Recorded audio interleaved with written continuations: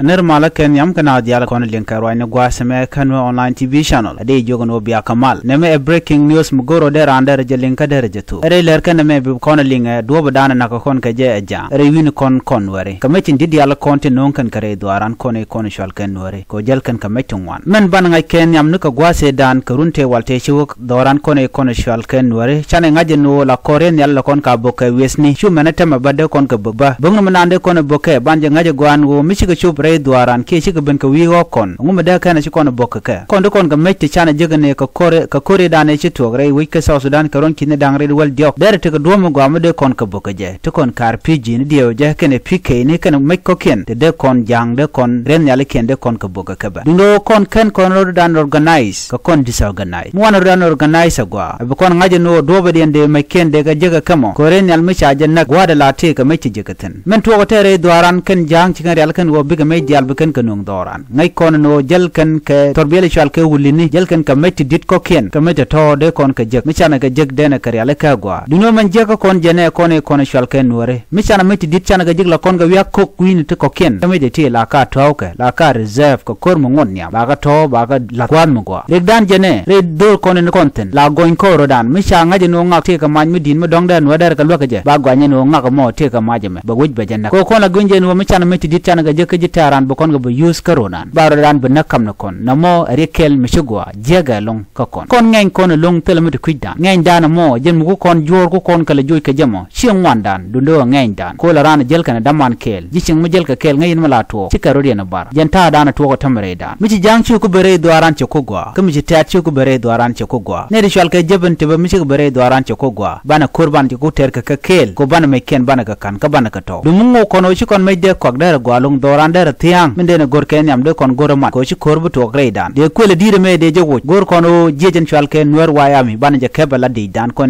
la nuere men be je lunka nuer wayami jene ken tele ka yoto kam ga ke tele ka kon makam ka ke dum la kana keb ko yo bran ngaje no ne me la de be don nuer be je pocha kan ngaje do ran de je re de kon ngani ruwa je dan la lat kan wala no wa dor nuer la jari red renyal kanam red enemy baranteme red ka do ran enemy be jang re do ran ci kon ngaje no nasir che fol ko cha je keb de jan kan nuer kon chunga kel ko ne de kon na ka kon kan were kon te roñ mi cha kon lat ka gwal mi chewe kwer kel jena kwer mi dide long jen chana tire duare che ko jogo no ngum be wire kwer kan me ya jogram kel no ram bi jowo je damor ramadan tin gariyam kel ko pawrun pere bomdun pere bangdun pere ngedun pere tin charien ka kel en mi bulada bejela ajena dana yos ka jangan walle men je guch ne de kon la kwer ka penal ka ngani ka nuare ne de kon la kwer ka jongle ka ngani ka nuare power te ko kon wer jen power dan te ke ne de kon nyega kon te ka na ka kon ka gan nuare man da ka kon chu tele kon kwak do te kon ka gan man kon te periem dan ke bom dan pere ke long dan ke liu te ke nged dan man char kone char ken ba god dan te keten ajen dan la yos ke enemy ko enemy ngeje no mi jin bumi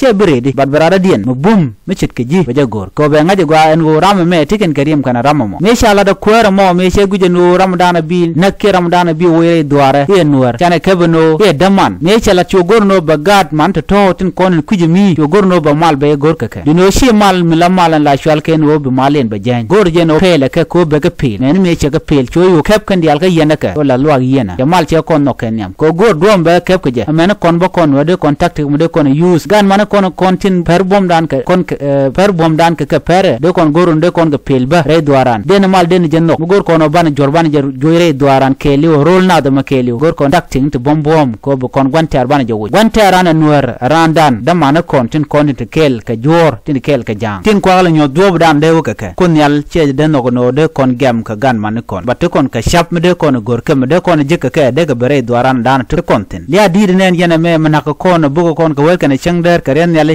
ken jana jenen gwade wal me dan e charen yal cha bu ke wi de yene bogge ko mu bogge ko jen cha hok che ka tu de ngai kon dial en store no mo ngai kon dial me cha lat wudu shal ke mudung a jenu ren yala me pena o ka pena ka to pena ka nien pena ko bu ke chenga gwa cho wi de choje kan ka choje bok ngai yene gwa ngum le rode ke jen store na me nyot ko kono to kon ka lwang ba lwang dan teme ta je yarne kontin konti la gan man kontin de kel ka jor tin kwa kon le betray ka wer kan chengder tin ci dier ka kon na ka kon men bana gor bana ke treat la enemy bu kon ga chenga la jitaran ko mo kon ga chenga la ne ti jimar ka dan chana doran mo che bu gwa men chenkel ban te daglane men chenkel ngade je gwa re de me jin mu goro bram mo bi je dak gor je bi treat la enemy tel mi chale mal changa kab nun cha blat enemy che kula apologize che ben ku tele de demo de welcome de jogo no ber de jene ka do be dan me che gat che gwan jogo no baban gora kwa ka jana gor je no ba wire chong ru gwan jogo ga da nang nyu cho mo ke nyu cho men me che nyu ka ngar ngaran tong mo me che nga je no che tel mu to ko je che chingre rum rob dan te kire wi dan te te ko de al che go ngar gore gwar gor ngune ko ki gutu men me che wutne lo lede ka latin mala latke me che nga je no tele we yawo cho goron ba lo dorin cho char che o gwar te ka kwak tong wana long doran ko no te ka ko men me che lunjok me che gwan nen che lo de te dun che jo lunjok cho gwan jogo no baba che dwer nyam nga nyam ko da men nyam du men kon ba mi che lunjok gan man kon no che dwer gan lar kon ci kon de lo bari dan je ne mi che kon ten jer kon le ken ke mi che kon ka bugu je no ka dwer ko chicken be buga bana apologize chicken kon bu malar malik ko ken te ku jen gwana jen te ku jana te ka kwa te ku jana te ka mech bukan kul bana nang kon ka run bana ben goro bu kon chenga ke te on pai kana lat gwa da me be kon bu ko ke bel gar gwa de kon ko met ya gat kon nak ya dor kon cha ka wang cha le kon cha ka wang de kon ko ka jen me da wa de me chamone je che chong chana char bum nuare ya te ga mal